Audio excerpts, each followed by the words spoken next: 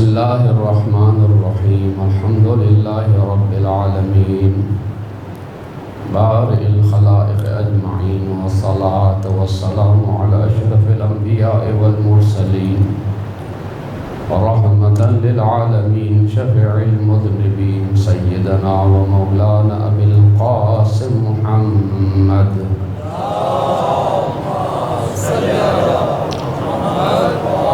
وعلى أهل بيته الطيبين الطاهرين المعصومين المظلومين الذين ذهب الله عنهم الرجس وطهرهم تطهيرا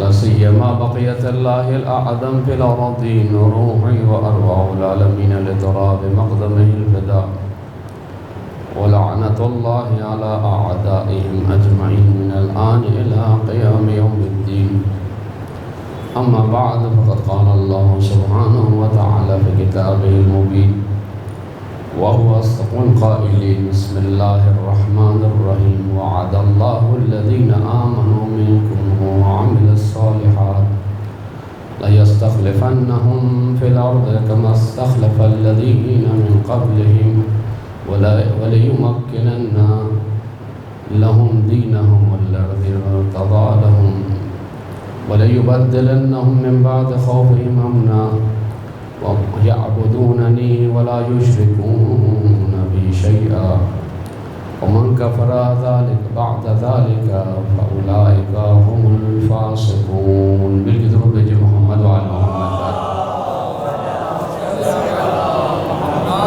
اپنی عزاداری کی قبولیت کے لیے امام زمانہ کی معرفت کے حصول اور اس معرفت کے ذریعے سے امام کے انقلاب کی تیاری میں حصہ ڈالنے کے لیے صلوات دوم ہدیہ کریں بآواز بلند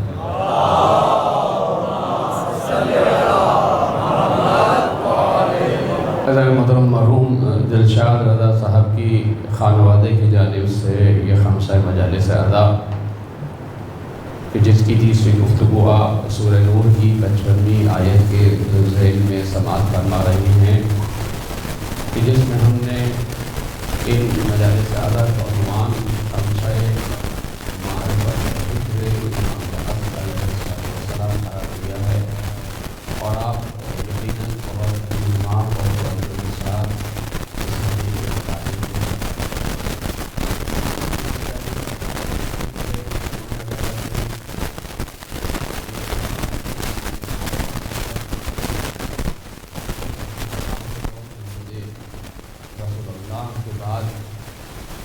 ہمیں نہیں پتا تھا کہ ہم آئندہ آنے والے حالات میں زندہ رہیں گے نہیں رہیں گے رسول کی معرفت ہم پہ واجب ہوتی ہے اگر مولا کائنات کے دور میں ہوتے پھر مولا کائنات کی معرفت ہم پہ واجب ہوتی جس امام کے دور میں ہوتے اس امام کی معرفت اور اب ہم چونکہ امام زمانہ کے معرفت کے حساب سے اپنی عبادات کو آگے پیش کرنے والے ہیں تو امام کی معرفت کا حصول ہم پہ لازم و واجب ہے یعنی جس طرح نماز واجب ہے جس طرح روزہ واجب ہے عبادات واجب ہیں اسی طریقے سے معرفت امام کا حصول واجب ہے انسان پر توجہ کیوں؟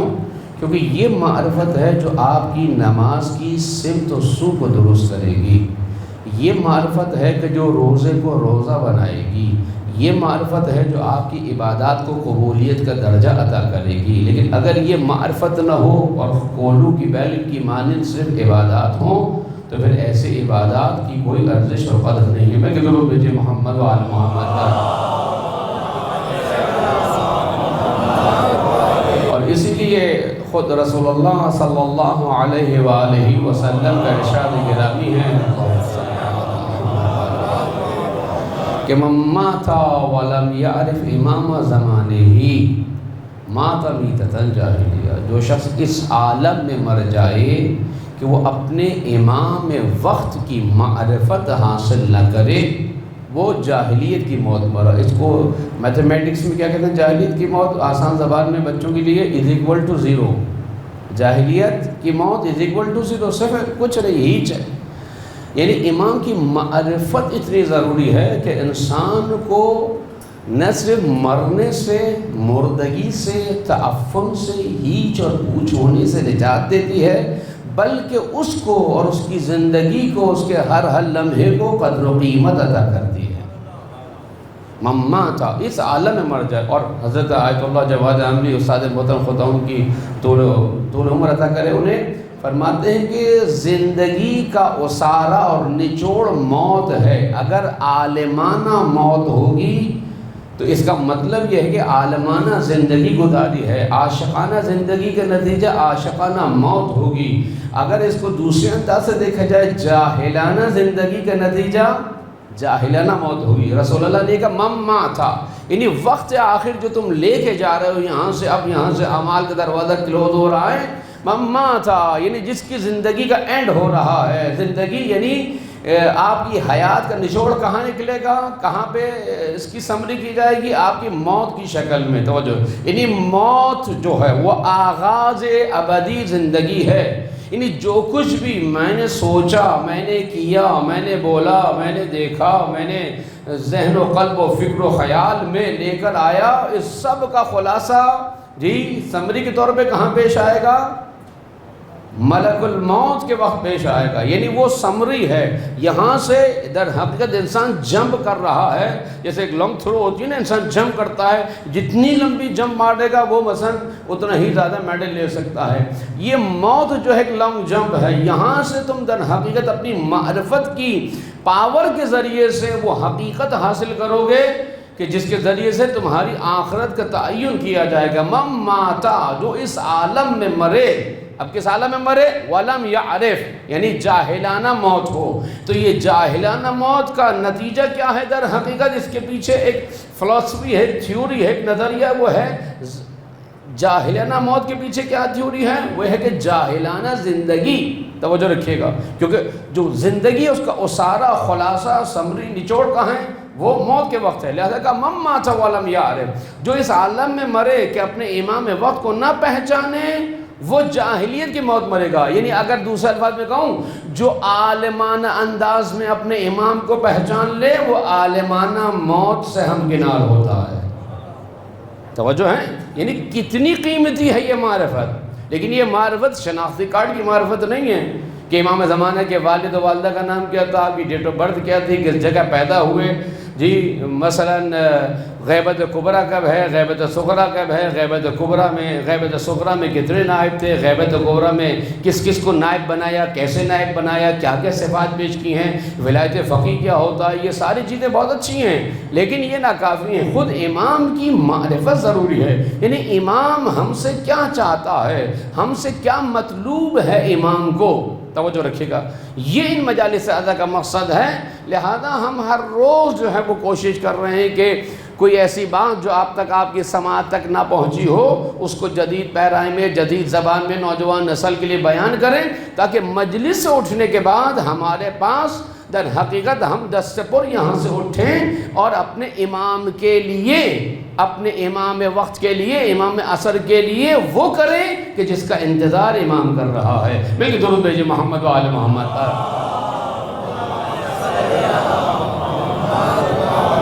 لہذا وعد اللہ الذین آمنوا، خدا نے وعدہ کیا ہے۔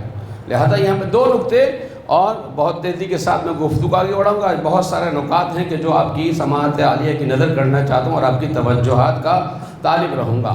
کہ پہلا نکتہ یہ ہے کہ عزیزان گرامی، کہ کلید و رمز کسب لیاقت، اس حکومت عالمی کے لیے، حکومت جہانی کے لیے کہ جس کا وعدہ کیا گیا ہے، وعد اللہ الذین، خدا نے اہل ایمان سے وعدہ کیا ہے۔ وعدے پہ ہم گفتگو کر چکے ہیں، وعدہ کون کرتا ہے، وعدہ کسی سے متعلق ہے، وعدے کی کیا شرائط ہوتی ہیں، وعدے کو اپنے لیے حاصل کرنے کے لیے ہمیں کیا کرنا پڑے گا، یہ اس پہ ہم تقریباً گفتگو کر چکے ہیں، اس میں زیادہ وقت نہیں لگائیں گے۔ وعد اللہ، اللہ نے وعدہ کیا ہے، تو اس وعدہ حکومت جہانی کے لیے، اس انٹرنیشنل حکومت کے لیے خدا نے جو وعدہ کیا ہے اس کا راز ایمان اور عمل صالح ہے۔ یعنی جو شخص ایمان اور عمل صالح کے ذریعے سے اپنی زندگی کی تعمیر کرے گا، وہ در حقیقت امام کی حکومت جہانی میں، امام کی عالمی حکومت میں حصہ ڈالنے کے قابل ہو جائے گا۔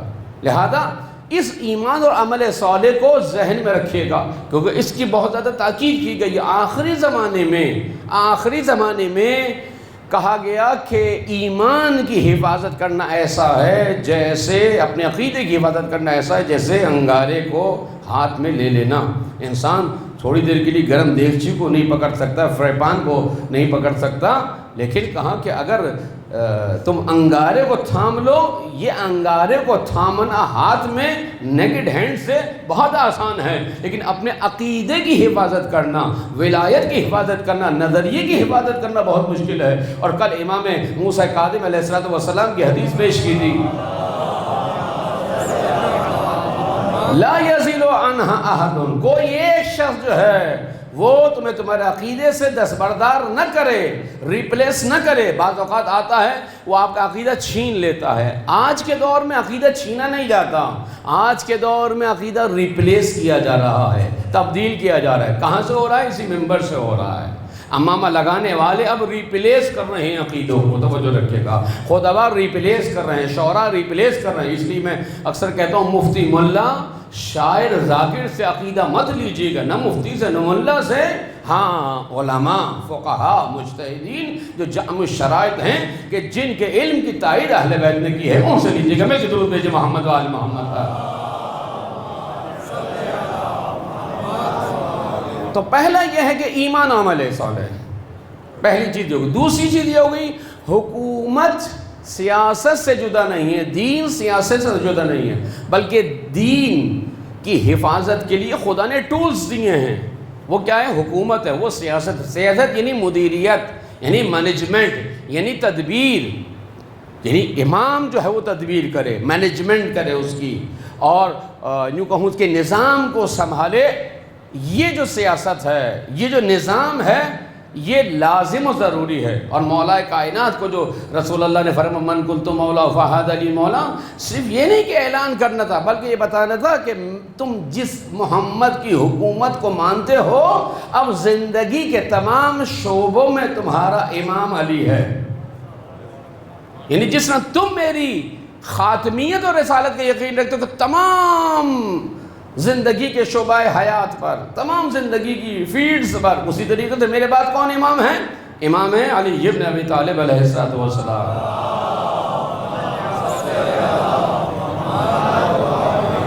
تو یہ دو نقطے اس حدیث کی دل میں ہیں۔ تیسرا نقطہ جو اس وعدے سے ہمیں سمجھ میں آتا ہے کہ وعد اللہ الذین آمنوا، خدا نے وعدہ کیا ایمان والوں سے اور عمل صالح رکھنے والوں سے جو تم میں موجود ہیں، یعنی ایمان بھی اور عمل صالح بھی، اس لیے کہ ایمان کی تصدیق کہاں پہ ہوگی؟ عمل کے ذریعے سے ہوگی، اور ہر عمل نہیں، عمل صالح، نیک عمل، یعنی جسے خدا کہے۔ اسی لیے میں نے پہلے کہا تھا نا کہ علی کو علی ماننا ضروری نہیں ہے، علی کو ویسا ماننا ضروری ہے جیسے خدا نے کہا ہے۔ تھوڑا سا بھاری جملہ ہو گیا، مجھے اندازہ ہے۔ علی کو صرف ماننا کافی نہیں ہے، علی کو ویسے ماننا کہ جیسے خدا نے کہا ہے۔ خدا نے کیسے کہا ہے بھائی؟ خدا نے کہا کہ اگر محمد کو مانتے ہو تو محمد تمام زندگی کے لیے خاتم النبیین و رحمت للعالمین ہے، تو اب علی کو ویسے ہی امام مانو کہ زندگی کے تمام شعبوں میں علی کی ولایت کی اتباع کرو۔ لہذا ایسا نہ ہو کہ سیاست کسی اور سے، اخلاق کسی اور سے، تعلیم کسی اور سے، نعرہ حیدری علی، نعرہ ولایت علی ولی اللہ، نہیں، علی کو ویسے مانو، علی کو ویسے تسلیم کرو کہ جیسے خدا چاہتا ہے۔ من گھڑت علی نہ بناؤ، من گھڑت کربلا نہ بناؤ، من گھڑت امام نہ بناؤ، علی کو ویسے مانو جیسے خدا نے کہا ہے۔ میں کہ درود بھیجے محمد و آل محمد پر۔ خدا نے کیسے کہا؟ خدا نے کہا وَخَلِيفَتُهُ بِلَا فَصْلِ، کہو بلا فصل، یعنی کوئی گیپ نہیں ہے رسول کے بعد، کوئی فاصلہ نہیں ہے، کوئی رکاوٹ نہیں ہے۔ ادھر رسول کی آنکھیں بند ہوں گی، علی کی ولایت کا آغاز ہو جائے گا۔ اور پھر علی کی ولایت کا آغاز صرف نماز پڑھنے کے لیے نہیں، وضو کے لیے نہیں ہے، علی کی ولایت صرف غنائم کی تقسیم کے لیے نہیں ہے، علی کی ولایت خمس و زکوٰۃ کے لیے نہیں ہے، علی کی ولایت تمام زندگی کے لیے ہے۔ تو وہ ولایت در حقیقت آج امام زمانہ کے پاس ہے۔ تو ان مجالس زیادہ کا مقصد کیا ہے؟ کہ ہم اپنے آپ کو امام کے ظہور کے لیے تیار کریں۔ مل کے درود بھیجیں محمد والے۔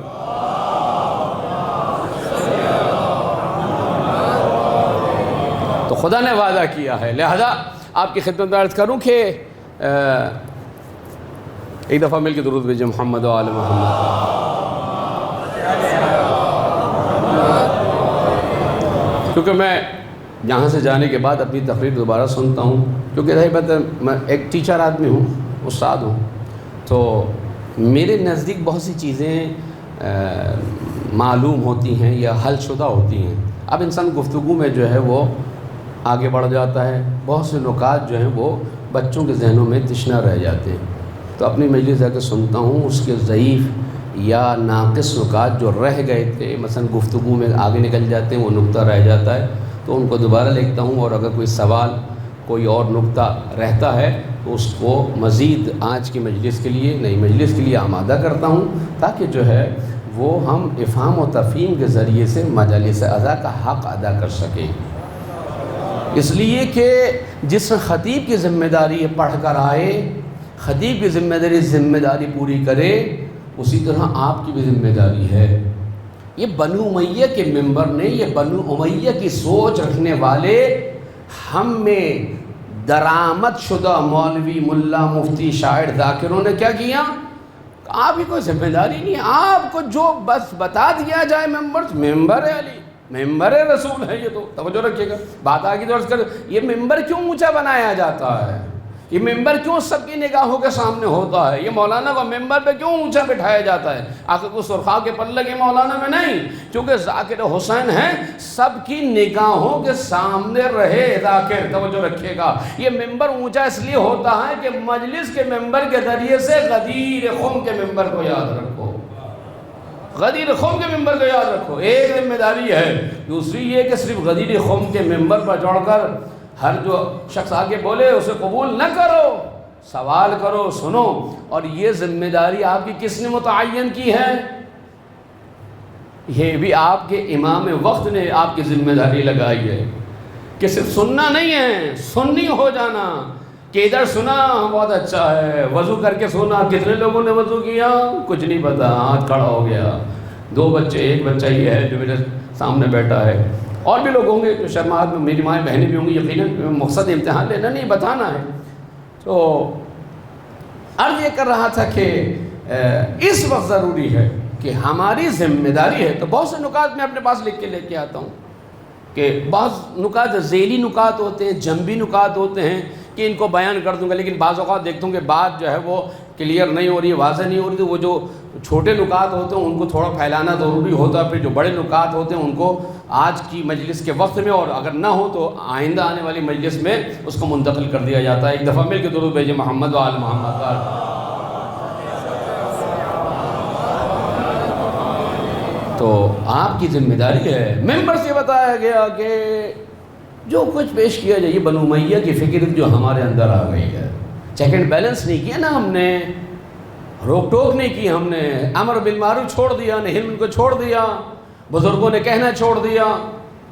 ہم کیا بولے مولانا کو، ہم کیا بولے خطیب کو، ہم کیا بولے دانشور کو، ہم کیا بولے پروفیسر صاحب کو. نہیں، یہ سوچ جب سے آئی ہے اس نے ہمارا ستیاس کر دیا، عزاداری کا بھی، مجالس ادا کا بھی، تہذیب و ثقافت کا بھی، اور دین و ولایت کا بھی، جس کا نتیجہ آج یہ بے عملی جو ہے وہ ہمارے سامنے ہے. اب جس طرح خطیب کی ذمہ داری ہے، عالم کی ذمہ داری ہے کہ ممبر پہ آئے تو مستند بات بولے، جوڑنے والی بات بولے، عقلی بات بولے، ولایت کو نافذ کرے، ولایت کے پہلوؤں کو اور آباد کو اور اینگلز کو لوگوں کے سامنے بیان کرے. اسی طریقے سے سننے والوں کی ذمہ داری ہے. خطبہ جمعہ سن رہے ہیں، آپ کی ذمہ داری ہے. مجلس سن رہے ہیں، آپ کی ذمہ داری ہے. نوحہ سن رہے ہیں، آپ کی ذمہ داری ہے. مرثیہ سن رہے ہیں، آپ کی ذمہ داری ہے. ایک شاعر تھے شہید، بانو گھبرا کر کھلے سر نکل آئی باہر. اب اس سے جو تاثر جاتا ہے وہی کہ حضرت علی اکبر کی شہادت میں بانو جو ہیں وہ آپ ایسے معذرت میں باہر ہو گئی اور کھلے سر ننگے سر نکل آئیں. میں نے تذکر دیا کہ جناب اس کی اصلاح کی جائے. 1-2 جگہ میں نے سنو کی اصلاح کی گئی ہے، اور بھی ایسے بہت سارے اشعار ہیں. کچھ لوگ ناراض ہو جاتے ہیں، مولانا آپ نے ممبر سے کہہ دی. میں نے کہا آپ نے چونکہ ممبر سے پڑھا ہے لہذا میں ممبر سے اس کی تشریح کروں. آپ میرے سامنے کہتے، میں آپ کے کان میں کہہ دیتا اس کی شعر کی تشریح کیجیے. سننے والوں کی ذمہ داری ہے. شعر پڑھا جائے، نوحہ پڑھا جائے، کچھ بھی ہو آپ کی ذمہ داری ہے، چیک رکھیں۔ اگر آپ نے چیک چھوڑ دیا اس کا مطلب ہے کہ آپ ذمہ دار نہیں ہیں، آپ امام زمانہ کے ماننے والے نہیں ہیں۔ اب آپ کو دلیل دوں کہ مولانا کہاں سے کہہ رہے ہیں ہماری ذمہ داری ہے؟ کوئی تو دلیل ہے؟ جی امام زمانہ کی دعا ہے، اللہم ارزقنا توفیق الطاعہ وبعد المعصیہ وعرفان الحرمہ۔ امام کی مارکۃ الآراء یہ دعا ہے، اس کی ایک تشریح ہم نے پنجاب میں ایک اشرہ پڑھا تھا، اس کے کچھ جملے جو ہم نے انہی مجالس میں پڑھے تھے، اس کا ایک فقرہ ہے اس دعا امام زمانہ کا، وہاں سے عرض کر رہا ہوں، ہوا میں باتیں نہیں کر رہا کہ آپ کی ذمہ داری ہے۔ یہ جو ہم سن ہو جاتے ہیں یار ہم بولیں گے تو ہمارے خلاف ہو جائیں گے، نہیں، ڈرے نہیں، خوف نہیں گئے، ادب سے، تمیز سے، تہذیب سے، پیار سے، محبت سے۔ آپ نے پڑھا کہاں سے پڑھا؟ دلیل دیجئے۔ کل اگر آپ نے نہیں بیان کیا میں آپ سے پوچھوں گا، روکے راستہ۔ یہ جو ہم نے مزاج بنا لیا ہے کہ جناب بس جو ممبر سے بیان کیا جائے درستوں کو صحیح ہوگا، میں نے بتایا ممبروں پہ کام کیا گیا بنو امیہ نے، اور وہی ناقص فکر، جاہلانہ فکر ہمارے اندر آ گئی۔ آج لوگ اس لباس سے دھوکہ کھا رہے ہیں، کل کا کوئی اور امامہ لگا کے آ جائے گا تو کیا آپ اس کی ہر بات مان لیں گے؟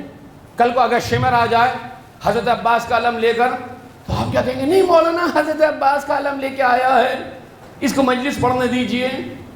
بڑی رقت کے مصائب بتائے گا یہ شمر، ڈائریکٹ ٹیلی کاسٹ کرے گا جو اس نے کیا ہے، بڑی رقت ہوگی مولانا۔ نہیں، یہ مزاج بدلیں۔ امام کے لیے شعور و بیداری ضروری ہے۔ ہر امامہ پوچھ سے دھوکہ مت کھائیں۔ آج جعلی امامے اتنے آ گئے ہیں، یعنی یہ میں اپنے لیے بھی کہہ رہا ہوں کہ آپ آگے مجھ سے سوال کریں مولانا کہاں سے پڑھ رہے ہیں، یہ کس دلیل کی بنا، یہ کون سی آیت کہہ رہی ہے، کون سی روایت کہہ رہی ہے، کوئی مستند کتاب ہے یا نہیں ہے، پوچھیں۔ لیکن مجھے پتا ہے کہ کوئی اٹھ کے نہیں آنے والا۔ تو یہ وہ فکر تھی کہ جس کو میں نے رائج کیا۔ آج بھی ایک روایت پیش کروں گا، امام زمانہ کہتے ہیں وَعَلَى الْمُسْتَمِعِ، اسی دعا میں اللہم ارزقنا توفیق الطاعہ وبعد المعصیہ، اگر آپ سرچ کریں گے تو مل جائے گی، مفاتیح میں موجود ہے۔ اس میں کیا کہتے ہیں امام زمانہ کہ وَعَلَى الْمُسْتَمِعِينَ بِالْاتِّبَاعِ وَالْمَوْعِظَةِ، بالاتباع کا لفظ ہے، موعظہ کا لفظ ہے یا نہیں ہے اس وقت میرے ذہن میں تردید علی، لیکن بالاتباع کا لفظ ہے، ایسا ہی ہے، بالاتباع والموعظہ، بالکل ایسا ہی۔ مل کے درود بھیجیں محمد و آل محمد۔ دیکھیں یہ ہوتا ہے پڑھنے لکھنے کا نتیجہ کہ اگر کوئی میں نے کسی سے کنفرمیشن کی، فوراً برادر نے کہہ دیا، مومن نے کہہ دیا، وہ میں انسان کو بھول سکتا ہوں، ٹھیک ہے۔ تو وَعَلَى الْمُسْتَمِعِينَ، مستمع کسے کہتے ہیں؟ مستمع کہتے ہیں دھیان سے سننے والے کو، توجہ سے سننے والے کو کہ کیا بات کی جا رہی ہے۔ ایک ہوتا ہے ایک ہوتا ہے سمع یعنی آپ کے کان میں آواز آ رہی ہے، پنکھے چلنے کی آواز آ رہی ہے لیکن آپ توجہ دے رہے ہیں نہیں، باہر سے ہارن کی آواز آ رہی ہے آپ توجہ دے رہے ہیں، یہ سمع ہے، کان میں آواز آ رہی ہے۔ استماع یعنی توجہ سے سننا، اور اس سے بڑھ کر ایک اور لفظ ہے کہ اپنا دل اس کو دے دینا، انصات جسے کہا جاتا ہے، یعنی دل اس آواز کے حوالے کر دینا۔ اس لیے کہ فقر جب قرآن پڑھا جائے تو توجہ سے سنو، خاموش رہو، یعنی دل تمہارا خالی ہو کلام خدا کو سننے کے لیے، کہ اپنے دل کو جو ہے وہ خدائی آیات کی آوازوں کے لہروں کے سپرد کر دو تاکہ تمہارا دل خدا سے متصل ہو جائے۔ مل کے درود بھیجیں محمد و آل محمد۔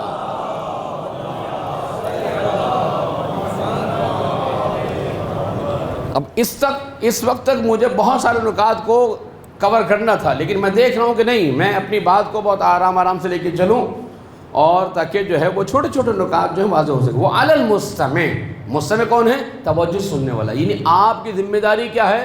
خطبہ جمعہ میں ہو، مجلس میں ہو، ماتم میں ہو، شاعر ہو، ذاکر ہو، خطیب ہو، کوئی بھی ہو، مستمعین بالاتباع، اتباع کریں۔ قرآن کیا کہہ رہا ہے؟ فَبَشِّرْ عِبَادِيَ الَّذِينَ يَسْتَمِعُونَ الْقَوْلَ فَيَتَّبِعُونَ أَحْسَنَهُ، بشارت دو اے حبیب مصطفیٰ کن لوگوں کو؟ یستمعون القول، استماع کرتے ہیں، سنتے ہیں، اس خطیب کی سنی، اس ممبر کی سنی، ان کی سنی، ان کی سنی، فیستمعون، آ کے اس کو دیکھا، پرکھا، تولا، اس کے بعد فَيَتَّبِعُونَ أَحْسَنَ، ان میں جو احسن ترین قول ہے، جامع ترین قول ہے، دین کے مطابق ہے، ولایت اہل بیت سے نزدیک کرنے والا ہے، عمل کی تشویق کرنے والا ہے، اس کی اتباع کرنے والے ہیں۔ مل کے درود بھیجیں محمد و آل محمد پر۔ لیکن ہمیں تو یہ بتائے بس آپ نے تو آ کے رونا ہے، رونا ہے، لیکن وہ رونا کس قیمت پر؟ معرفت کے ساتھ یا بے معرفتی کے ساتھ؟ ذمہ داری کے ساتھ یا بے ذمہ داری کے ساتھ؟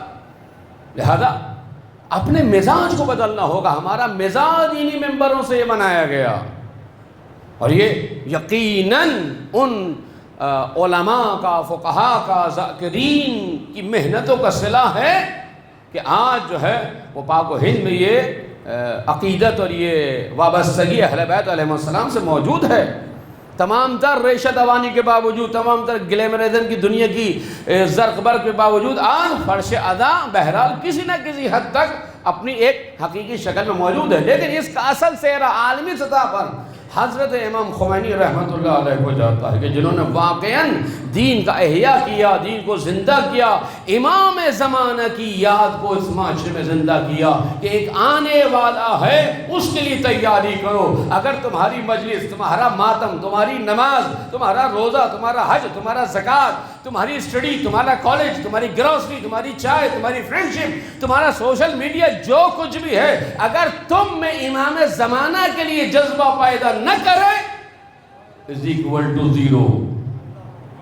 معذرت کے ساتھ یہ 2-3 سبحان اللہ کی آوازیں آئی ہیں، کیوں؟ کیونکہ مزاج نہیں ہے نا کہ اتنی گہری اور بھاری باتیں، ہمیں تو بس واہ واہ اور سبحان اللہ۔ تو خدا کا امام کہہ رہا ہے بنایا ہوگا وَعَلَى الْمُسْتَمِعِ، مستمع یعنی توجہ سے سنو اور اس میں سے بہتر بات کی اتباع کرو۔ میں کہ درود بھیجیں محمد و آل محمد۔ وعد اللہ الذین، خدا نے وعدہ کیا، اسی لیے امام کا ایک لقب ہے المہدی، امام مہدی، الموجود، الموعود۔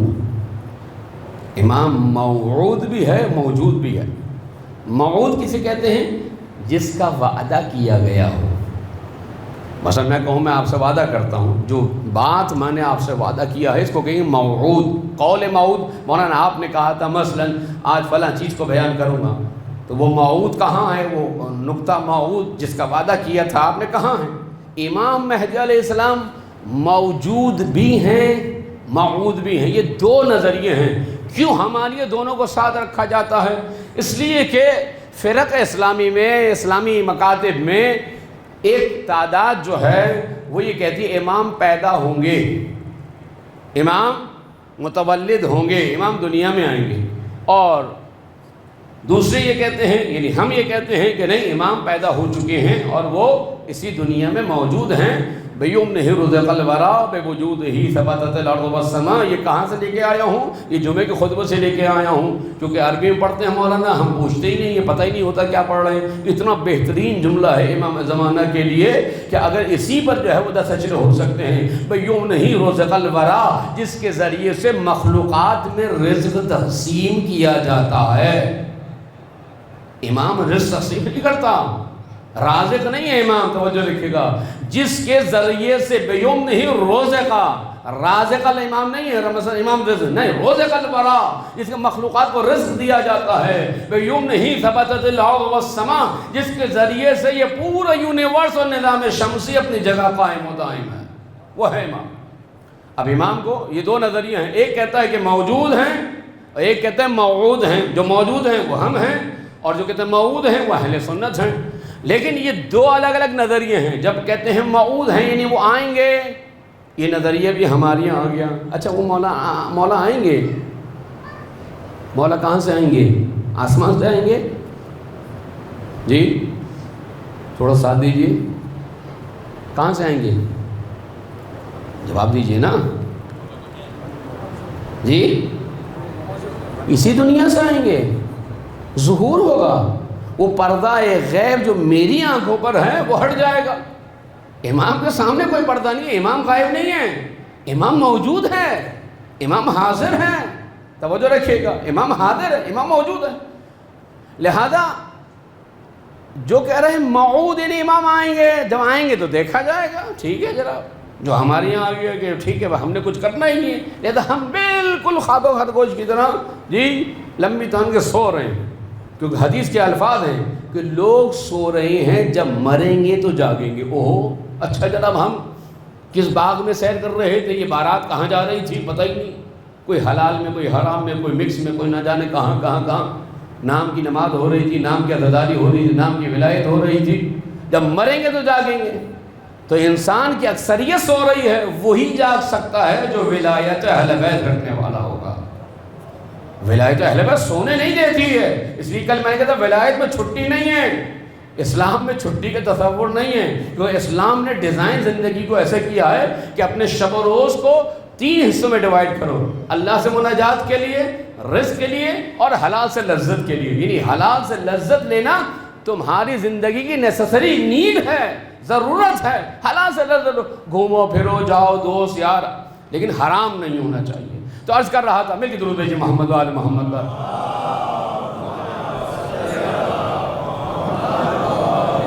کیا عرض کر رہا تھا بتائیں ذرا، کہاں تھا جی؟ اور کوئی بتائے بھائی، میں بھی تو دیکھوں نا، آپ میرے ساتھ ساتھ ہیں یا نہیں، یہی میں ہی سے بھاگا جا رہا ہوں جی۔ اور کوئی جی؟ امام موجود ہے تو وہ کہتے ہیں موعود ہے یعنی امام آئیں گے تو دیکھیں، لیکن جو سمجھتے ہیں امام موجود ہے یعنی حاضر ہے، یہاں پہ اگر کیمرہ نہیں ہو نا، اچھا کیمرے والا آئے گا تو دیکھیں گے، آپ مثلا شادی میں کسی محفل میں ہیں اور گپ شپ کر رہے بے تکلفانہ انداز سے، ہاں بھائی ہاتھ مار دیا معذرت کے ساتھ جی، اور بھی کیا کر رہا، لیکن جیسے کیمرے مین آیا جی تھوڑا سا جی، جب کیمرہ موجود ہو گیا اب سلیقہ بدل گیا نہیں بدل گیا، امام کو موجود سمجھیں۔ اب اس میں تفصیل میں نہیں جاؤں گا کیونکہ پھر ہم اپنے مدار گفتگو سے خارج ہو جائیں گے۔ امام کو موجود بھی سمجھیں، موعود بھی سمجھیں۔ خدا نے جو وعدہ کیا سچا وعدہ ہے، حتمی وعدہ، یقینی وعدہ، ہاں اس دوران امتحان ہے، بغیر امتحان کے کوئی بھی امام تک نہیں پہنچے گا، جو بھی پہنچے گا امتحان کے ساتھ پہنچے گا، اور مستحکم ایمان والا لَتَغَرْبَلَنَّ لَتَمِيزَنَّ، حتماً تمہیں چھانا جائے گا چھلنی سے، حالات کی چھلنی سے۔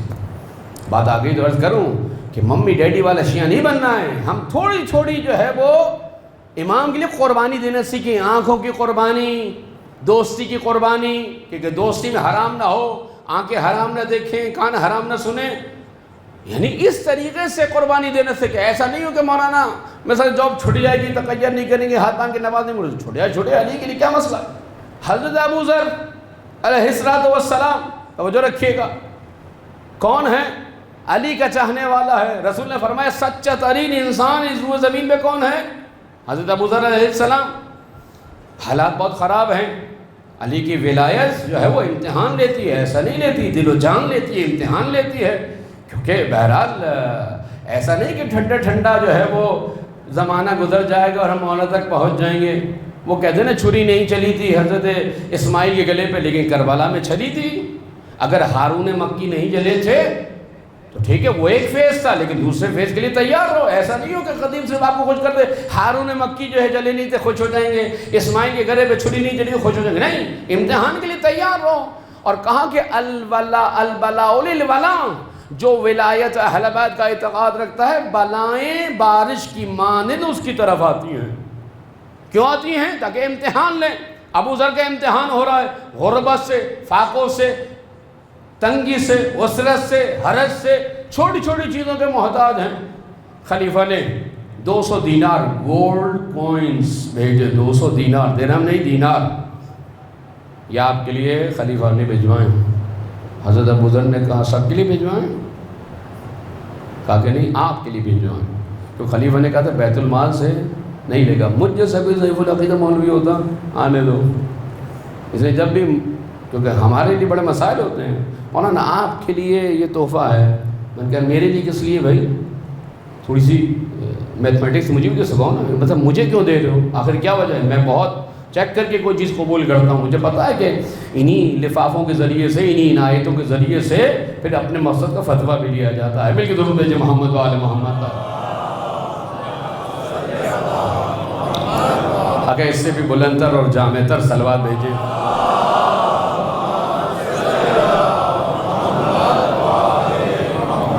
اچھا جناب، بیت المال سے بھی نہیں ہے، یہ نہیں، یہ میری ارث ہے، اس کا ٹیکس ویکس سب دیا ہوا ہے. تو حضرت ابو ذر نے کہا اصبحت غنیا، وہ جملہ میں آپ کے سامنے پڑھوں جو ہے تاکہ اس کا حق ادا ہو سکے، حضرت ابو ذر کی روح بھی جو شاد ہو سکے. مل کے درود بھیجیں محمد و آل محمد پر.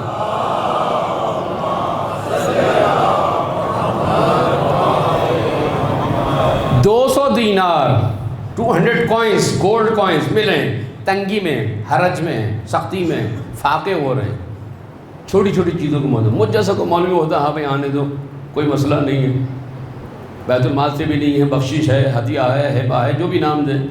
ابو ذر نے قبول نہیں کیا، کیونکہ ابو ذر کس کا غلام ہے؟ علی کا غلام ہے. کیا کہتے ہیں؟ قد اصبحت غنیا بولایت علی بن ابی طالب وعترۃ الہادین المہدیین. میں علی اور ان کی اولاد طاہرہ کی ولایت کے سائے میں غنی اور امیر ہو گیا ہوں.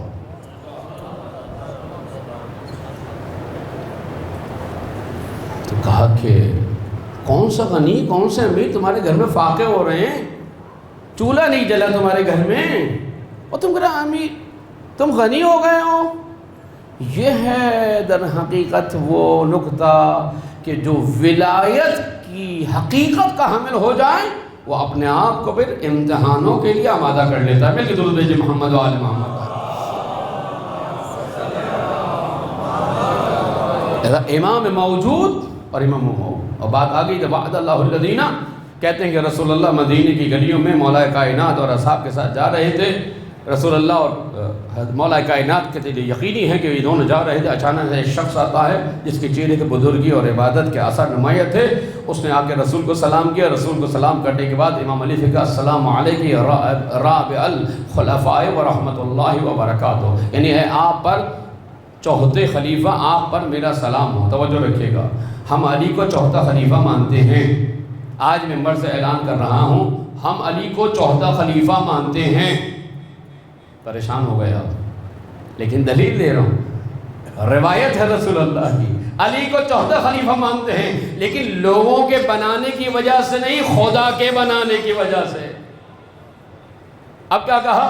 اس نے کہا حضور نے السلام علیکم رابع الخلفاء ورحمۃ اللہ وبرکاتہ. اس کے بعد رسول نے تصدیق لی، رسول اللہ ایسا ہی ہے؟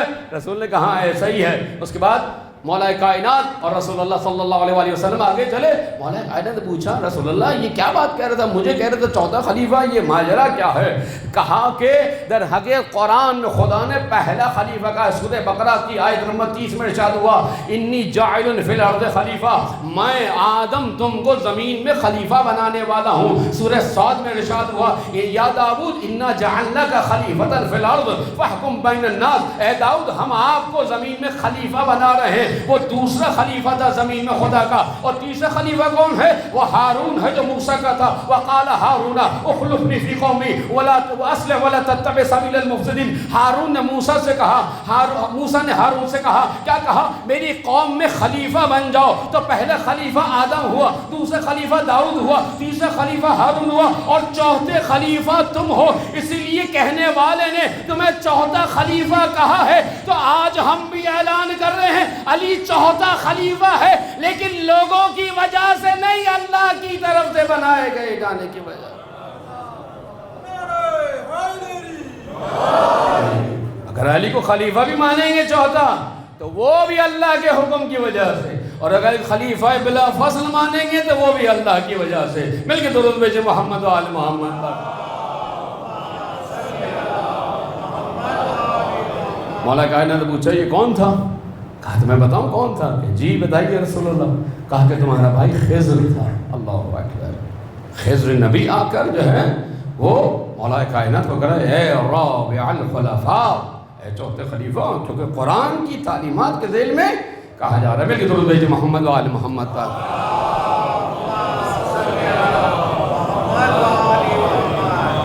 اب یہ جو فکر ہے نا کہ ممبر سے جو کچھ بیان کیا جائے، بہت ہی خوبصورت حدیث ہے حضرت امام جعفر صادق علیہ السلام.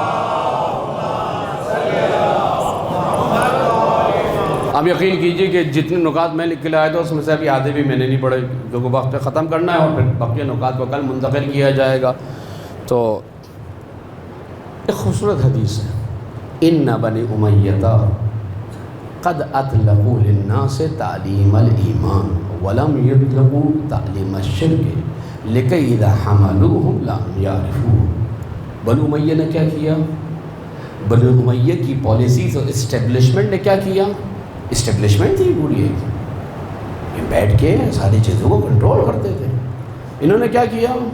انہوں نے آ کے لوگوں کو تعلیم ایمان کے لیے آزاد چھوڑا. نماز پڑھیے ماشاءاللہ، حج کیجئے ماشاءاللہ، عمرہ کیجئے سبحان اللہ، قاری قرآن ماشاءاللہ، صدقہ خیرات بہت اچھا، نیک کام جتنے کر سکتے ہیں آپ کیجئے. استغفار پڑھیے، ساری رات ایک ٹانگ پہ کھڑے ہو کے استغفار پڑھیے، اب کوئی مسئلہ نہیں ہے. اطلقوا للناس تعلیم الایمان، ایمان حاصل کرو، کوئی مسئلہ، نماز روزہ زکوٰۃ حج، جی زکوٰۃ انفاق، جی مختلف کام، جو بھی چیریٹی کے کام ہو سکتے ہیں، ویلفیئر کے کام ہو سکتے سب کرو. ولم یطلقوا تعلیم الشرک، لیکن شرک کے لیے آزاد نہیں چھوڑا بنو امیہ نے. اسٹیبلشمنٹ بنو امیہ نے کیا کیا؟ کہا کہ نہیں شرک نہیں، شرک نہیں. کوئی ایسی چیز، کوئی ایسا مولوی، کوئی ایسا ممبر کہ جہاں سے شرک کی تعلیم دی جائے. علی کے خلاف کیوں تھے؟ کیونکہ علی لا الہ بھی کہتا تھا، الا اللہ بھی کہتا تھا. علی دین کی مکمل تصویر دکھاتے تھے، لہذا علی کے خلاف سب و شتم کیا جاتا رہا، کیونکہ علی مکمل دین تھا اور مکمل دین کی تصویر پیش کرتا تھا. صرف لا کہہ کے ختم نہیں ہوتا، لا الہ نہیں کہتے تھے مولا کائنات، الا اللہ بھی کہتے تھے. لیکن جو ان کے پالے ہوئے تھے، ان کے خریدے ہوئے تھے، وہ صرف وہ دین پیش کرتے تھے، میٹھا میٹھا ہب ہب. جی آپ سنت ہے، خوشبو لگائیے، داڑھی لمبی کیجئے، دھنک باندھیے، سفید کپڑے پہنیے، خوشبو لگائیے، کنگا کیجئے، پائچے اونچے کیجئے، جی کدو شریف کھائیے. اب ایسے ایسے مولوی پیدا ہو گئے ہیں جو نیشنل ٹی وی پہ آ کے کہیں کہ جناب کسی صحابی نے پوچھا کہ بھئی تجھے کیا پسند ہے بیٹے تھے؟ اس نے کہا کہ مجھے تو فلاں سبزی پسند ہے. اس نے اٹھا کے تلوار چلائی، اس کو جناب بغل فنار کر دیا، 295C کا مسئلہ حل کر دیا. اس نے کہا کہ کیوں بھائی کیوں قتل کیا؟ کہا کہ میرے رسول کو تو کدو شریف پسند تھا، اس کو کچھ اور کیوں پسند ہے؟ اب اگر سنتوں کی تشریح یہ ہو تو پھر انسان کو ایسے بیوقوف مل جاتے ہیں جو کیلوں کو قبلہ رخ کرتے ہوئے نظر آتے ہیں. مل کے درود بھیجے محمد و آل محمد. اور بات آ گئی تو عرض کرتے چلوں، ایک بہت ہی مشہور ایکٹر ہیں معذرت کے ساتھ، مولانا فضل الرحمان، ان کی ایک گستاخی اور بے ادبی جو ہے وہ ابھی وائرل ہوئی ہے. امید نہیں تھی کہ یہ جہاں دیدہ شخص جو ہے اتنی جسارت اور بے ادبی کرے گا، لیکن جب انسان غرور میں آ جائے، گھمنڈ میں آ جائے، وہ پھر کر گزرتا ہے اور پھر بعد میں اس کے عواقب بھی نہیں سوچتا کہ وہ جو انہوں نے مزاح بنایا ہو، لطیفہ بنایا ہے مجلس ادا کا، کم سے کم انسان کچھ کہنے سے پہلے سوچ تو لے. جب انسان عقل کے ناخن لے لیے جائیں تو پھر اس کا پھر کوئی حل نہیں ہوتا. میری درود بھیجے محمد و آل محمد.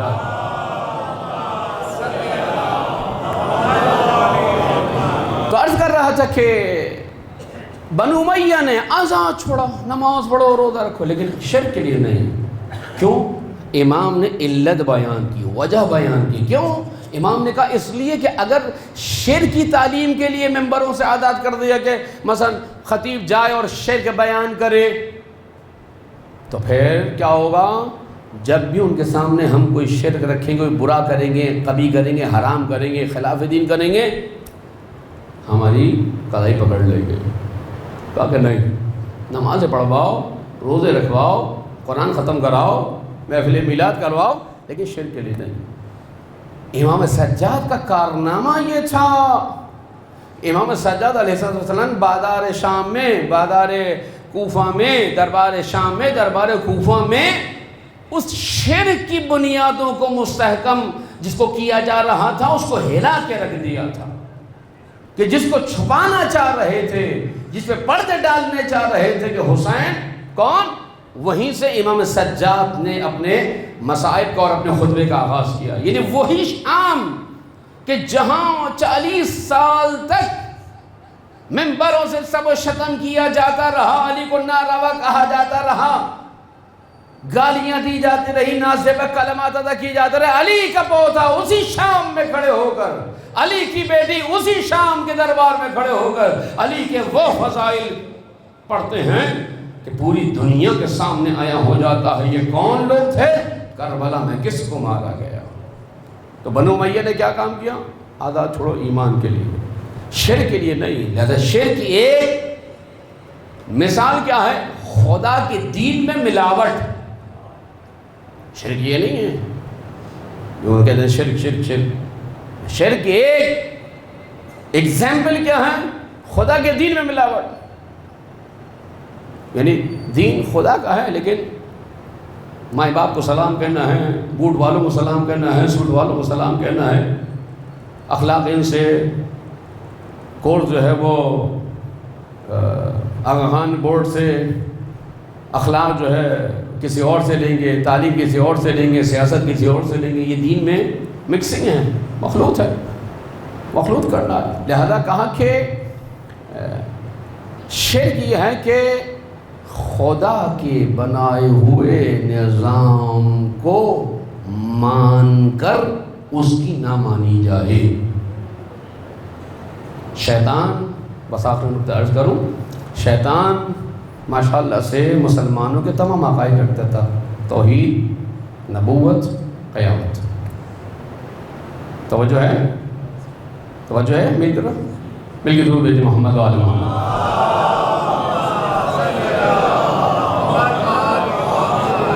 خدا کو مانتا تھا کہ خدا ہے، تگڑا خدا مانتا تھا. انظرنی الی یوم یبعثون، خدا تیری قدرت و مشیت قیامت تک ہے، تو مہلت دے سکتا ہے مجھے، میں جو چاہے کروں. آدم کو نبی مانتا تھا، قیامت کو مانتا تھا، الی یوم یبعثون، قیامت تک کی مہلت دے. لیکن خدا کو خدا مان کر خدا کی نہیں مانی تو کیا کہلایا؟ شیطان.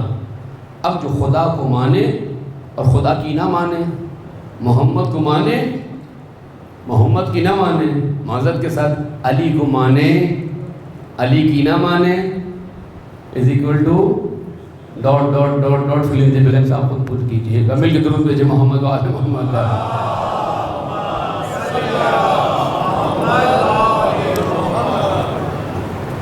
ایک شعر کا مذاق یہ ہے کہ امام کے ہاتھوں کو مضبوط نہ کہ جو اس زمین خدا کا نمائندہ ہے، جو زمین خدا کی حجت ہے، لنگر ہے، جسے زمین و زمان قائم ہے، صاحب العصر و زمان کہا جاتا ہے.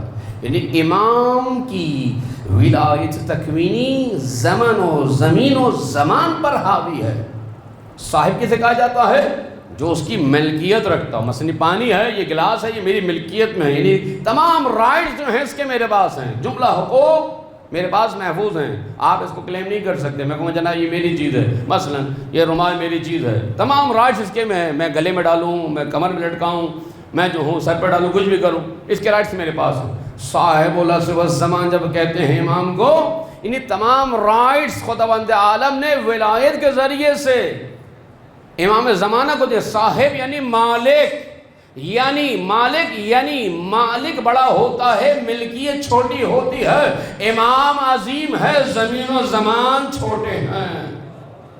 یہی وجہ ہے کہ زمین و زمان امام کے تابع ہیں، وَإِلَّا ہر کسی کے تابع نہیں ہوتے. آپ وقت کو روک نہیں سکتے، اسٹاپ نہیں کر سکتے کہ وقت رک جا، تھم جا، اسٹاپ ہو جا. نہیں، وقت نے گزرنا ہے. لیکن صاحب الزمان وہ ہوتا ہے کہ جو اتنی صدیاں گزرنے کے بعد بھی جب ظہور کرے گا تو 40 سال کی سن میں ظہور کرے گا. تو خدا یہی بتا رہا ہے، صاحب العصر والزمان وہ ہوتا ہے جو وقت کے اوپر چھایا ہوا ہوتا ہے، وقت اس کے تابع ہوتا ہے. لہذا یہ ہے وہ حقیقت کہ امام کے ہاتھوں کو مضبوط کیا جائے. بس انشاءاللہ اور بھی نکات تھے، جو آج ادا نہیں ہو سکے انشاءاللہ کل جو ہے وہ انشاءاللہ وقت مقررہ پر حاضر ہو کے خدمت میں کریں گے۔ بلکہ درود بھیجیے محمد و آل محمد۔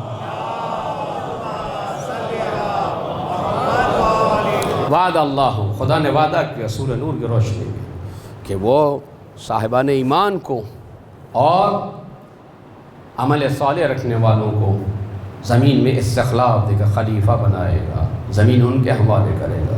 وَنُرِيدُ أَن نَّمُنَّ عَلَى الَّذِينَ اسْتُضْعِفُوا فِي الْأَرْضِ، تین جگہ خدا نے کہا لِيُظْهِرَهُ عَلَى الدِّينِ كُلِّهِ، تین مقامات پر خدا نے یہ آیت دہرائی ہے۔ پہلی سورہ توبہ آیت نمبر 33، دوسری سورہ فتح آیت نمبر 28 اور تیسری سورہ صف آیت نمبر 9۔ لِيُظْهِرَهُ عَلَى الدِّينِ كُلِّهِ، پوری آیت کیا ہے؟ هو الذي ارسل رسوله بالهدى ودين الحق ليظهره على الدين كله، خدا نے اپنے رسول کو دین حق اور ہدایت کے ساتھ بھیجا۔ توجہ رکھیے گا، دین حق اور ہدایت کے ساتھ بھیجا، کیوں؟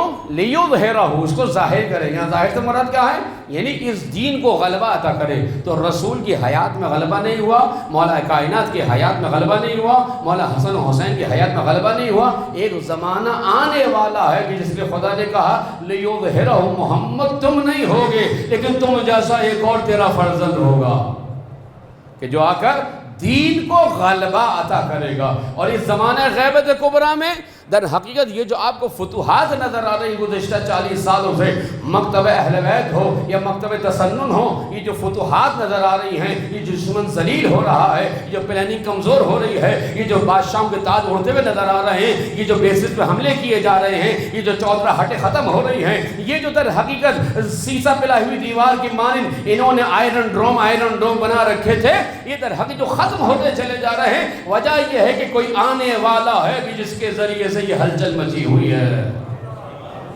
ہلچل مچی ہوئی ہے۔ بس واقعہ ہے کہ یاد آ گیا معذرت کے ساتھ، بس یہ اختتام ہے میری مجلس کا کہ جب ایران میں اسلامی انقلاب ہے 1979 میں، تو جمی کارٹر صدر صاحب تھے، ان کو رفو چکر ہونا پڑا، بورے بستر گول کیا، جناب امریکی اڈا جو جاسوسی کا تھا سفارت خانہ خالی کیا، کچھ کوئی رفتار ہو گئے تھے، کچھ بھاگ گئے تھے۔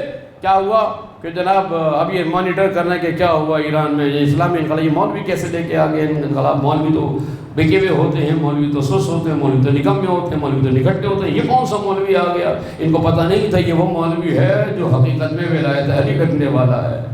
اب تک انہوں نے دوسرے مولوی دیکھے تھے، عورت نما مولوی دیکھے تھے، مخنث مولوی دیکھے تھے، شیمیل والے مولوی دیکھے تھے، جی مولویوں میں قسمیں ہوتی ہیں نا۔ انہوں نے وہ دیکھے تھے جو شاہ کے ہاتھوں کو بڑھ بڑھ کے چومتے تھے، ضد الہی کہتے تھے، بادشاہ سلامت کہتے تھے، نہ جانے کیا کیا کہتے تھے۔ یہ کون سا مولوی آ گیا؟ اس کے بعد کیا ہوا؟ چند مہینوں بعد امام زمانہ علیہ السلام کی ولادت کا دن آیا، 15 شعبان۔ مل کے درود نہ بھیجے محمد و آل محمد کا۔ کیا ہوا؟ پوری قوم دوبارہ روڈ پر، اب مانیٹر کیا جا رہا ہے، خبریں پہنچا جائے، منافق موجود تھے، لبادہ دین کا اوڑھ لیتے انقلاب کا موجود تھے، اب خبر دے رہے ہیں یہ ہو گیا یہ ہو گیا۔ بھائی اب کیا ہو گیا؟ اب کیوں نکل آئے؟ اب کیا تکلیف ہے ان کو؟ ہمیں تو باہر نکال دیا انہوں نے، اب کیا تکلیف ہے؟ اسلامی انقلاب آ گیا۔ کہاں کہ ان کا عقیدہ ہے، ان کا ایک امام ہے جو بڑھتے غیب میں ہے، اس کا برتھ ڈے منا رہے ہیں، تو ایک دفعہ ماتھے پہ ہاتھ مار کے کہتا ہے ابھی تو ان کا نائب آیا ہے تو اتنا بڑا انقلاب آیا ہے، جب وہ خود آئے گا تو کتنا بڑا انقلاب آئے گا۔ یہ ہے وہ چیز کہ جو ہمیں اس نظام مرجعیت اور نظام ولایت فقیہ سے جوڑتی ہے، یہ وہ چیز ہے جو ہمیں امام زمانہ سے قریب کرتی ہے کہ امام کے جو چاہنے والے فقہاء ہیں ان کے ہاتھوں کو مضبوط کیا جائے۔ بس یہ اہل بیت کا صدقہ ہے، مجالس کے ذریعے سے شعور دیا، بیداری دی، آگاہی دی کہ ذمہ دار بنو، عزادار ذمہ دار ہوتا ہے، عزاداری ذمہ داری ہوتی ہے۔ لہذا ہمیں ذمہ دار بن رہا ہے۔ اس مجلس ادا کا مقصد، اس گریے کا مقصد، اس اجر رسالت کا مقصد، مودت و محبت اہل بیت کا مقصد کیا ہے؟ اپنے امام کے لیے تیار ہو، جس کے لیے خدا کہہ رہا ہے قرآن یوم ندعو کل اناس بامامہم، ہم ہر شخص کو اس کے امام کے ساتھ بلائیں گے۔ کیا میں اور آپ تیار ہیں کہ مجھے امام کے ساتھ بلایا جائے؟ کیا ہم نے تیاری کر لی ہے؟ مجلس ادا انشاءاللہ نکات ہیں وہ کل عرض کروں گا، جیسے کل میں نے کہا تھا ویکیشن نہیں ہے، معذرت یہ جو غیبت کا زمانہ ہے، ویکیشن نہیں، چھٹی نہیں ہوئی ہے آپ کی، یہ آپ کی تیاری اور تربیت کا زمانہ ہے۔ بس اہل بیت علیہ السلام اس کاروان حق کو لے کے جا رہے ہیں، تاکہ وہ وعدہ جو خدا نے کیا ہے، یہ وعدہ رسول اللہ سے چلا ہے، امام علی تک پہنچا۔ امام علی نے اپنے زمانے میں مشکلات کو برداشت کیا۔ امام حسن نے اپنے زمانے میں، شہزادی کونین نے اپنے زمانے میں، شہزادی کونین کی زیارت پڑھیں آپ کہ خدا نے آپ کا امتحان قبل ان یخلقا کی، کہ خدا قبل اس کے کہ آپ کو خلق کرے آپ کا امتحان لیا۔ فوجدکی صابرتن، خدا نے آپ کو صابر پایا ہے، اہل بیت صابر تھے اس عالم زر میں جب یہ امتحان لیا گیا تھا۔ حسن صابر تھے، حسین صابر تھے، ہر امتحان توجہ رکھیے گا۔ لہذا یہ امتحان جو ہے کربلا تک پہنچا ہے، اور اب اس کی باغ ڈور سید سجاد کے ہاتھ میں ہے۔ یہی وجہ ہے امام سے پوچھا جاتا مولا سب سے زیادہ مصیبت کہاں پڑی؟ امام کیا کہتے ہیں؟ الشام الشام الشام۔ امام نے 35-34 برس گریہ کیا ہے۔ لوگ آ کے پوچھتے ہیں مولا اتنا گریہ کیوں کرتے ہیں؟ کیا شہادت پانا آپ کے لیے اعزاز اور افتخار نہیں ہے؟ کہتے ہیں ہاں، شہید ہونا ہمارے لیے افتخار ہے، لیکن یہ بتاؤ ماں بہنوں کے ساتھ شرابیوں کے دربار میں جانا، اللہ اکبر، یہ وہ درد تھا کہ جس نے سید سجاد کے کلیجے کو چھلنی کر دیا تھا۔ شرابیوں زانیوں کے دربار میں جانا سید سجاد کبھی بھول نہ سکے گا۔ اللہ مولا کب تک روئیں گے؟ مولا نے کہا تو نے قرآن پڑھا ہے؟ کہا کہ جی مولا پڑھا ہے۔ مولا نے کہا کیا تو نے سورہ یوسف میں نہیں پڑھا؟ یوسف یعقوب کے 12 فرزندوں میں سے ایک فرزند گم ہو گیا تھا، وَبَيَضَّتْ عَيْنَاهُ، اتنا گریہ کیا کہ آنکھوں کی بینائی چلی گئی۔ ایک فرزند کے فراق میں یعقوب اتنا گریہ کرے آنکھوں کی بینائی چلی جائے؟ ارے جس کے 18 جوان ایک دن میں قتل کر دیے جائیں، ایک دن میں۔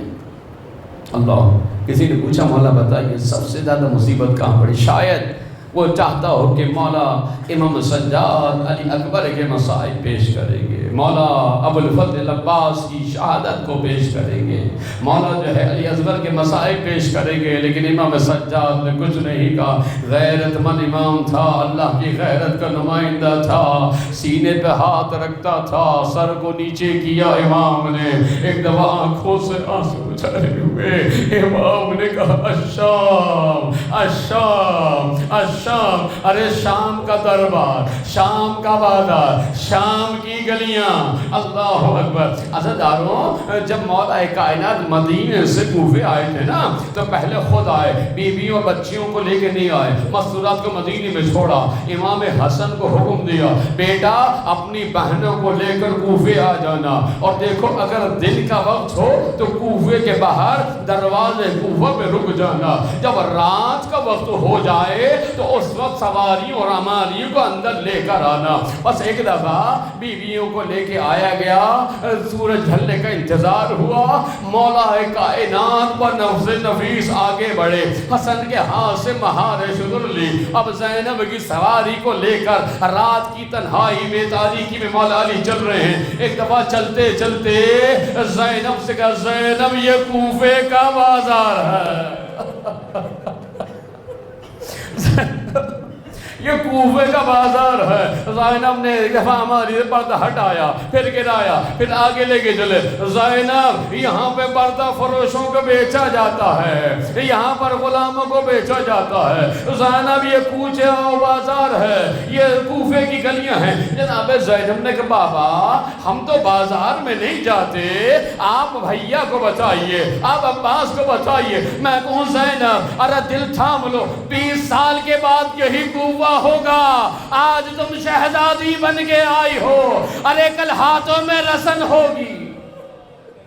اجرکم اللہ، امام صادق نے تمہیں دعائیں دی ہیں تمہاری نوازوں پر، بیوی نے تمہیں دعائیں دی ہیں، عزادارو بلند بلند گریہ کرو۔ امام سے پوچھا گیا مولا سب سے زیادہ مصیبت کہاں پڑی؟ امام کہتا الشام الشام الشام، ارے جب ہمیں دربار میں لے جایا گیا، دربار کو سجایا گیا تھا، دسترخوان لگا تھا، اللہ اکبر، وہ شراب پیتا جاتا تھا، تشت میں سر حسین تھا، بچی ہوئی شراب کو ایک دفعہ اس میں ڈالتا جاتا تھا۔ امام سجاد نہ بھول سکے، کربلا کے مصائب پیچھے رہ گئے، ارے شام کے درد سید سجاد کو کھا گئے۔ اللہ اکبر۔ پھر امام نے کہا، ایک دفعہ میرا تعارف ہوا، کہا من ھذا، یہ کون ہے؟ کہا علی بن الحسین ہے۔ اس کے بعد من ھذا، یہ کون ہے؟ کہا یہ زینب کبریٰ ہے۔ ایک ایک کر کے تعارف ہونے لگا۔ اللہ اکبر۔ ایک دفعہ ایک نابکار حرامی آگے بڑھا، اس نے کہا یزید یہ چھوٹی بچی مجھے کنیزی میں دے دے۔ اللہ اکبر، مجھے کنیزی میں دے دے۔ ایک دفعہ بچی لپٹ گئی پھوپھی سے، پھوپھی اماں ارے ہم نے یہ تو سنا تھا بازاروں درباروں میں جائیں گے، ارے کیا لونڈیاں بھی بنائے جائیں گے۔ ایک دفعہ جناب زینب نے آگے کیا، ایک دفعہ فضہ کھڑی ہو گئی، ایک دفعہ فضہ نے آگے بڑھ کے کہا خبردار یزید یہ نہ ہونے دوں گی۔ اور ایک دفعہ دربار میں نگاہ ڈالی، کالے حبشی غلام کھڑے تھے، کہا تمہاری غیرت کو کیا ہوا؟ میں تمہارے بادشاہ کی بیٹی ہوں، ارے دیکھو میرے ہاتھوں میں رسن ہے، کیا تمہیں غیرت نہیں آتی کہ ہم پہ حملے کیے جائیں، ہمیں ڈرایا دھمکایا جائے؟ بس یہ کہنا تھا۔ کالے حبشی غلاموں نے اپنے ہاتھوں کو ایک دفعہ تلوار کے قبضے پہ ڈالا اور تلوار کو نکالنا چاہتے تھے۔ کہا یزید یہ حکم واپس لے لے، ایسا نہ ہو یا خون کی نتیاں بہہ جائیں۔ یزید گھبرا گیا، ایک دفعہ حکم واپس لے لیا۔ جناب زینب نے مدینے کو روکیا، کہا کہ ارے خادموں کے چاہنے والے موجود، ان کا دفاع کرنے والے، یا رسول اللہ تیری آل کو کہے۔ اللہ اللہ اللہ علی القوم الظالمین۔